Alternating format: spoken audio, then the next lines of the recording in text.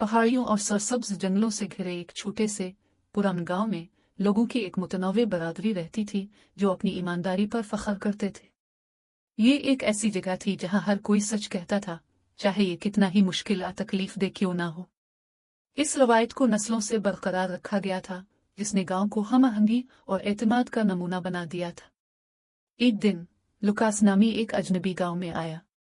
वो एक मुसाफिर था, एक जगह से दूसरी जगह जा रहा था और उसने इस गांव की कहानियां सुनी थी जहां कभी किसी ने झूठ नहीं बोला।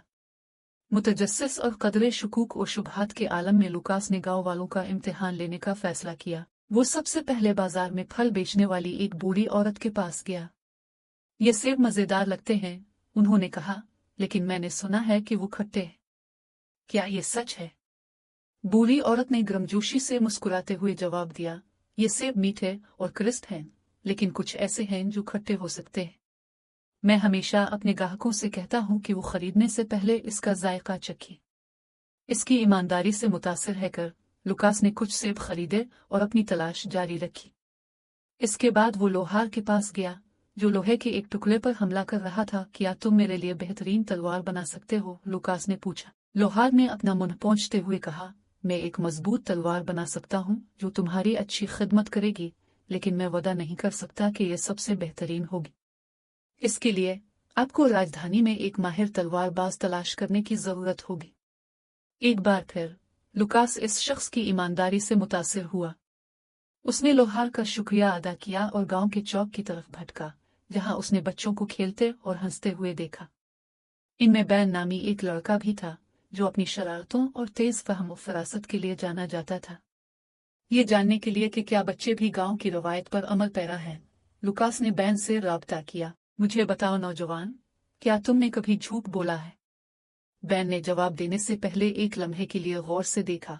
मैं कभी कभी ऐसी कहानियां और लतीफे सुनाता हूं जो सच नहीं होते हैं, लेकिन मैं हमेशा इस बात को यकीनी बनाता हूं कि हर कोई जानता है कि वो सिर्फ तफरीह के लिए है।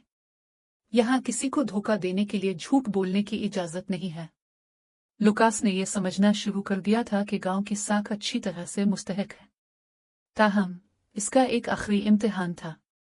उसने गांव के सरबराह से बात करने का फैसला किया, जो इवलीन नामी एक दानिशमंद और काबिल एहतराम रहनुमा था। उसने इसे अपने बाग में फूलों के बिस्तर की देखभाल करते हुए पाया।